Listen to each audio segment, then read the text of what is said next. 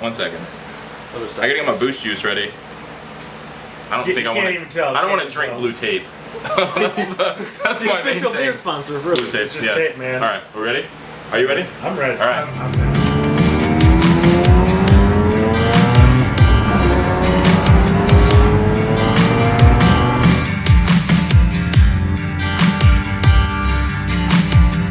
There's a life that I hope for you. No matter what we've been through, I know I saved a special place. Can't change what I settled still, and I know I won't breathe until I know your eyes smile again. We go round, round until we drown, drown. We go round, round until we fall and fade.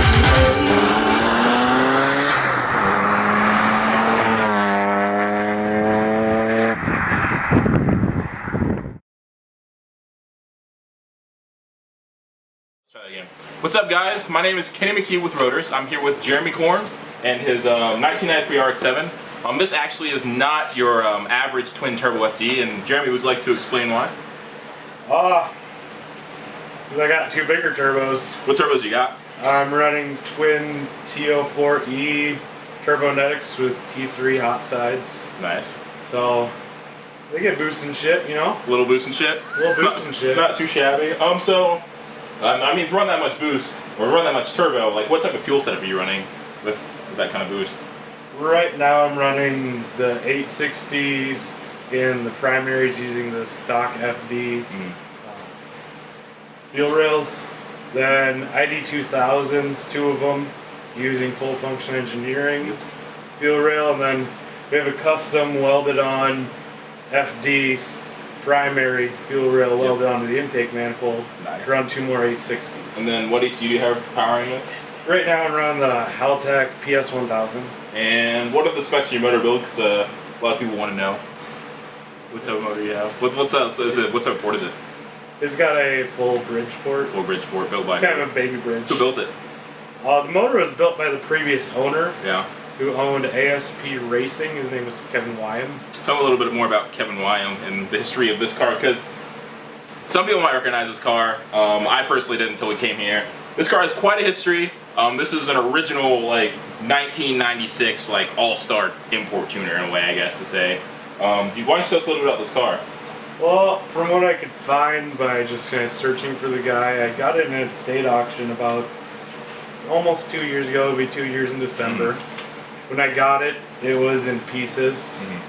I started looking more into it and found out that the previous owner actually started building this thing from the ground up, like back in '95. When you bought it, was the turbo setup already kind of started there?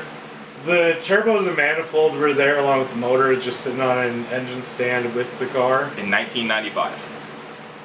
I don't know when he did turbo setup, but that's like when he started building the car. So I mean, like when did he pass away? From what I read online, I think it was like 1999 or 2000. So like in the early 2000s, this dude had twin turbo, or was working on a twin turbo FD, which back then was completely unheard of. Like other than stock, obviously, but that's crazy to think that back in 2000, this dude had this crazy, unheard of turbo setup. Like it's a little bit limited. I know we've kind of gone through this car a little bit, and you like to say some things are jank on it, but like you're kind of staying back to the original owner's view. Which back in 2000, this was back before any of this stuff was kind of kicking in. There was no garage, and there was no internet to kind of look up things. It was just like you kind of know what you did. So when you look at these things, just like this guy sat in his garage and figured out how to do this from the bottom up. In '96. In 1996. Yeah. We saying early 2000 because he died, but He died in '99. yep. So I mean, So he probably had this idea in '98. yeah, this dude. Windows I mean, 95. We could definitely look it up on the Windows 98. RX7 Club. It's crazy. Find out. Hey, Jeremy, where do I go for that? Just go to the RX7 Club and type in Kevin Wyam in the search. WYUM. It's like this is a feat. This is a feat of engineering in its own right. I mean, it's way different. Like I've never seen a setup like this. I've only know one of them. Matt, the other guy with Rotors, has a drag car that has a similar setup, but Like that's obviously newer has, but like this is the thing that this was made almost 15 years ago, or the start of 15 years ago. Like the concept was there, it was crazy, and like I know we look in the back's cut up. There's some things in there that now you could have done them a lot different, but he had it set up where you could run dual tanks. You had the stock tank in there, then put in a fuel cell. Yeah. That's actually set up where there's a switching valve underneath the car. Yep. Off of, according to the part numbers, off of an old Ford pickup truck for those dual tanks. Running big high flow fuel pump under there, all tucked up under there. Yep. Now the other thing was probably run race gas, I'm guessing. Yeah. It burned nicely when I started on fire on the middle of our driveway. Very entertaining. Rotary problems? No, it was just more fun than anything. Had to kill some weeds. Best way to do is race gas. Fair enough. It's sweet. And then right now you're not running 85 or water method or anything. You're just running straight 91 just pump gas. Straight pump gas. So I mean, so you're running straight pump gas. How much power did you make on? You got it tuned down to know before we actually came here. How much power did it make before we came here? Before you came here, on the dyno was at 9 pounds of boost on pump gas. Yep. And we were at 397 wheel horse. Yep. 295 foot-pounds of torque. It's pretty quick for the untuned setup. So for those that don't know, this is a little bit behind the scenes kind of thing. When we were out shooting this car, we kind of looked around at the map and like we're like, why are you only running 12 pounds? It's like, cause well, he'd raise it up to 12 pounds. It was getting a little bit. It was running super duper lean when one of our guys looked at it. It was running like 13.5 to 1. Was that right? The car was running 13.5 to 1, just on wide open throttle. We're like, whoa! Like you need to calm down. So we came back, opened up the Haltech, checked out the map, add a little more fuel, add a little more boost. The car's running what now? 18 pounds. We peaked at 18.1 according to the ECU, and now we're maxed out on injectors. Yep. So it needs more fuel. It does need more fuel. I have a spot for 2 more ID2000s in there. I guess I'm gonna have to order them. Well, that's perfect. Like he's obviously you're set up. You're ready to go. The setups. Did you do all this stuff in the intake map, or was this done previously? It all depends on what you mean. Yeah, excessive one, don't you? Excessive lower intake manifold I did. Basically what I did differently than him is I changed around the injector setup. He was running bored out injectors, which they leaked like a motherfucker. I turned on the key one day, just walked around it, came back, it would not start. Couldn't get to run. Popped off my elbow on my throttle body, and gas just started gushing out. Race car problems. So I took those out. Yep. And then I moved 860s up top. Then I just went to the ID2000s because before he was running 860s, 560s, and then 1280s. Okay. We poured out 860s. Yeah. Yeah, cool. Going back to, I forgot to finish up the tuning part when we went back into whatever. So we actually, Matt went into the car, added more boost, added more fuel. The car, when originally me and my friend actually rode in the car with him going to shoot and stuff like that. It felt alright, it was a little peaky. Power was really on the top end. We thought, oh, well, the turbo's too big on twin setup. It's a little bit laggy, it's a very high end power, and it felt interesting. After we actually made the fuel correct and the car running way more boost, the car pulls absolutely insane. I nearly shit myself. I was just like, this is a lot faster than I was expecting it to be. I've been in a few high power FDs and that thing was ridiculous. I was just like, this is the craziest thing I've ever rode in my entire life. Just the thing, like engineering and everything around it just like blows my mind. For sure. All around nice setup. We could use more boost. Yeah. Do you plan on keeping this setup for a long time, or what are your long-term goals? Now that I can actually feel that it's not just peaky horsepower, because before I'd gun it and just kind of sit there and wait for it, and then all of a sudden 5,000 RPMs hit, and boom, fly back in the back of your seat and go. But now it's like 3,500 RPM slams back. Yep. I'll probably keep it now. Whoever wanted to buy it, you should have bought it when it was for sale. Shit out of luck now. Got you! Got all those boosts and shit. It's got all the boosts and shit. I mean, now it's just like, now it revs up so fast now, like, you can't even keep up with the rev limiter anymore. It's just, I remember when we were out, you bounced off the rev limiter a few times on accident, but. I don't know if that's on accident. Yeah, whatever. Race car probably. problems. Yeah. It happens. And then, so we've talked about the engine for a while. What type of, I know you have interesting wheel tire setup here. What wheels do you have? They're CCW originals. It's running 275s in the front and 315s on the rear. Jesus Christ. It's a bitch to turn, as we found out in the middle of the road. Yeah. You know, it's like, you're telling me, oh, it's only a 3-point turn. I'm like, no, it's a 20-point turn. I showed you right. Yeah. And then, like, if you look back into the car squats, obviously, when it makes a lot of power.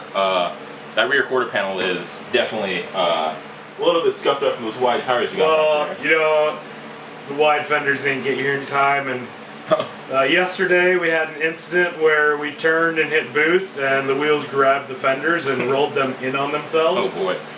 But, you know, we got that shit pounded out with the hammer last night in a vice grip, and it looks nice. And then so was this guy, I know, is this guy from South Dakota, the guy that made this car? That built this No, car? he was actually from Minneapolis. How'd you end up finding it? Odd story. I was driving home in my, what I thought used to be a fast car, old SRT4. Oh jeez. Yeah, front wheel drive wonder. Oh, boy. Don't have it anymore. Got a Subi now. Oh, boy. Off-roading machine. Even slower. We're in South Dakota. It's all about the beer. You know, it may be slower, but you know what? I can go through shit. You're right. No, literally, like we went through a field and went through some shit. Yep. It didn't smell too good, but it did it. Before I bought my STI, actually, I had an 04 STI that I loved, but then like I sort of like I'm not even that. I don't like STI people. Anyway, where were we going? We're talking about the cars. Yeah, tell us how you found the car. And you said you had RT4. Yeah, well, I was driving in that piece of crap. Get a phone call from my grandpa, and he's just like, "You like Mazdas, right?" Oh yeah, of course. I got an RX7 at home. Why wouldn't I? Yeah. Like, oh, what about '93 RX? I'm like, tell me more. And he's just like, oh, I was going through the local paper here and in an auction, they have it listed, like ASP monster race car. Just like, yeah, I don't want to buy somebody's old race car. Went and pulled up pictures online. I'm like, all right, it's got full interior. It's not what I was thinking it'd be for advertising as a monster race car. Went and looked at it, ended up winning on auction. How much did you win on auction, if you don't mind me asking? Yeah, wouldn't you like to know? I would like to know. No, never mind. I'm not gonna ask that question. It was about as much as I. No. All right. Yeah. We'll just cut that part. I have way more money in it than I paid for it. Well, but I don't have that much money in it. Fair enough. So, So- I mean, we'll just say I figured out the receipts. I have $12,583 and some odd change in On the it. total build. And more of it went towards the build than buying the car. Nice. So you can figure out the rest. Yeah. All right. Fair enough. Caltex are expensive. Well, I know how much you bought it for, so yeah, we can just do, move but from we there. can just kind of move on. The world don't need to know. So let's see. So we've kind of gone over the entire engine build. We've gone over the suspension wheels. So with the engine build, I know you have a Bridgeport here, and everyone when you go to rotaries wants to know like what kind of apex seals are you running in this sort of build? Now, thing to keep in mind, I have not torn this motor apart since I bought it. Like, literally, the motor sat for probably, what would it be, like 2000 so probably like 14 years. Yep. And it has Inetti Apex Seal ceramics. Throwback. Throwback of the Little day. Most throwback. people might not even know what that is. I didn't until I looked real hard. No, these. But ceramic apex seals, and honestly, I put the motor in, I loaded just a base map, Yep. and the fucking thing turned it over like it just started yesterday. And it's crazy because even when he starts it now, I think it's you said it's low compression now. It's sort of scoping to get there. It's getting a little old, a little warm, but it's kind of in between, whatever. You know, the car still starts in like 3 cranks. It's kind of it blows my mind that it does that. It's sat for so long, who knows what's going on there. Yeah. It does have lower compression. Last time we tested was like 85 But all it's around. still- But you know what? When I turn the fucking key hot, cold, no matter what, Yep. I started this thing was negative 40 out. Just walked outside the garage, started for the first time in like 6 months.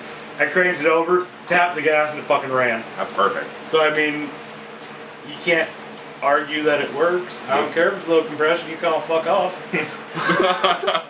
Looking at this car a little bit here, I've never seen these headlights in my entire life. Well, What is the story on these headlights? those were custom-made ASP racing headlights, which was the owner of the car. These are the prototypes. That's why they kind of look janky. Yeah. There's 2 other known kits that I know of from looking, going through the forums. Yeah. So technically 1 of 3. Wow. That's So, I mean, I like them and I don't, yeah. but I'm not going to change it because me, I'm just trying to keep the history of the car. Yeah. Try to keep it within the owner's vision in a way. This actually isn't the first magazine the car's been in. Oh, wow. Back when he had it in a Turbo magazine, if anybody remembers that old magazine, back in the early, mid-90s. just turbo. That's all it was. Wow. I remember it. You have a cover spread or anything like that? You know, I've been trying to find if anybody has it out there. I mean, I want it. Yeah. But they had it in there because he was just demolishing V8s up and down the coast. Yeah. They did the One Lap of America, him and another guy. He did the drag racing, the other guy did the road course racing. He was running low 10s. Wow, what? In low the early 10s? mid-90s? In the early mid-90s. Yeah. In the mid-90s. For an import, that's incredible. He won import in that whole division. Wow. Last night was crazy. We were cleaning up the car, and like the history's embedded in the car. We were wiping down the windshield with some Goo Gone, dragging all that bird shit and stuff off there, and you all of a sudden just saw the decals from when they were doing the One Lap in America just hidden in there. Have you found pictures of this car from back in the day anywhere? There's some pictures that I found. There's actually a little write-up that I found. I'd have to search it again. But there's a big long write-up about when they did the One Lap. Him and the other guy put together a website on it. Nice. It still exists, so the guy's keeping it up there. Also, like you said, this we've looked back. You talked about this guy whenever we were just chatting about the car earlier when we met up earlier today. This guy was really like an innovator. Like ignoring just the twin turbo thing alone, he has parts that are worn up. Like his headlights worn up, like you said. The intercooler was an intercooler kit he put together, right? The intercooler kit. Now, if anybody knows M2 intercoolers, that's who bought his design from what I found out. So the Mazda mod, whatever. So these are in, this is now what M2. Like this, the guy that made this car, the original guy that made this car, designed it in M2 uses now. And then if you go back, like the fuel setup was crazy. Like that was weird for early '90s, but that's weird. That's out there. Huge tires. This is an R1, not a touring, not a base. It's an R1. Yep, this is the legit cream of the crop USDM FD. A lot of custom parts, a lot of crazy things that are different. This is not something that I personally never thought I would ever see. You don't like the tentacles? The tentacles. I think this car is it's definitely interesting to look at.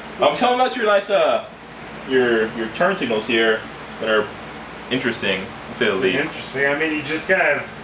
Well, I got my intakes in there, so I gotta get that nice cool air for all those boosts. All the boosts. All the boosts. All right. So all it is just basically a bulb that's covered by a marker light from a trailer. Zip tied in. Is this your first rotary? Have you ever had any other rotaries before this? Oh, you had an FC, which is over here. You can't see it, which Matt's gonna pan this way now, so you can see it. Don't drop that microphone. This is his actual original FC that he had. You got that when you were 14, you said? Yeah, I got one was 14. So how long have you had that car then? Now I gotta think about how old I'm 27, so 13 years? 13 years. He's had this FC for 13 years. So you are an original rotary fanatic in a way. Well, original even more than that. Like, I've always loved rotaries. My dad had an old RX7 coupe, 76. All right. When he'd come home, he'd hold the fucker to the floor, turn it off. By the time he got to the front door, he was just, ooh, so it'll backfire. Oh. That's how you knew Dad was home. The carburetor was awesome. And that thing was a beast. Is this a Turbo 2 originally? Or? No, it is. I don't even know what the model it is. Yeah, it came with 5 lugs, so it's one of those models. All right. I don't know. Shows how much you care about FCs. No. You know, I really never looked to see what model it is. Yeah. But you know, now it's getting some crazy things done. Yep. So like, speaking of crazy things, this is crazy in its own right. Tell me about your FC over here, because I'm not gonna have you pan this way. We'll just talk about this FC that you have here. He has a white. We've already panned over a little bit. It's a late '80s, early '90s, probably FC. It's 91. 91. That's 5. It's a 91 FC. Tell us a little bit about the motor build on this one, because I know a little bit about it already, but go ahead and let everyone know what's going on with the other car here. That car? Yeah, that one. What's the motor? Well, what's that? It's got the 13B T. Yeah. S5 Turbo 2. Yeah, it's getting some things done. Yeah. You're not gonna tell anybody what's done to it? Running some bigger port. Well, it should put this this thing to shame. So. Yeah. What size port? Yeah. All right. It's gonna be bigger than this, so you can kind of figure out from there. All right. Well, yeah. What port is this again? It's Bridgeport, so I guess you're gonna have a bigger port than this port. Next step, I guess, would be like a semi. So it's like it's a race port. Yeah. That's a very inside joke. I'm not gonna go with that. They got the joke. I'm not gonna go. Well, I think I told you about that earlier. Never mind. So yeah. So you're going. So this is Bridgeport. We're gonna redo that again. So this is a Bridgeport, and that means that this is a step above. if you can figure out what that is, you figure out what it is. I'll give you a hint. It's semi something. Oh, it's only and semi? Semi P-port may be it. It's only semi? Yeah. Oh, I thought you were gonna full. No, So bitch no, port. but we got a large street too. Yeah. So I mean, it should be interesting. All right. Fair enough. Hopefully. What's power? How much power do you want on this thing? Do you have any range? Well, more than that. More than this. So this, right now, how much power would you say this thing makes right now? You have. Well, let's figure it. The dyno was 9 pounds. Yeah. 397. This is gonna bad really quick. So 397. So probably like a lot. That's that was 18 once. I mean, I guess if we just double it, obviously we won't double the horsepower. If you're maxing out the Walbro 450 and you're maxing out the 2200s, I'd probably safe to say you maybe 550. Yeah, so there we go, 5s. That better be better. I'd say 500. It's in the 500 range. Yeah. After riding it, that car is ridiculous. Yeah, that thing's gonna be sick. You just wait. More to come. Wait till I get mine done. Wait till watch Rosa. Rosa's gonna fucking blow up. So, I mean, it's been nice talking to you, dude. I love this car for sure. It's definitely unique. It's definitely out there. I mean, people talk about wanting to be unique, and then they drop their car on whatever wheels, and like that's their unique's. Yeah, some bolts, This is right? their Volt Bolts and E37s drop or it. your Workmeisters. Yeah, you flipped me off from behind the camera. Yeah, I mean, yeah, like a lot of you got more done though. Jeez, a lot of FD guys, they'll just drop their car, they'll put the feed body kit on, whatever. This is truly unique. This is something you will not see in another car.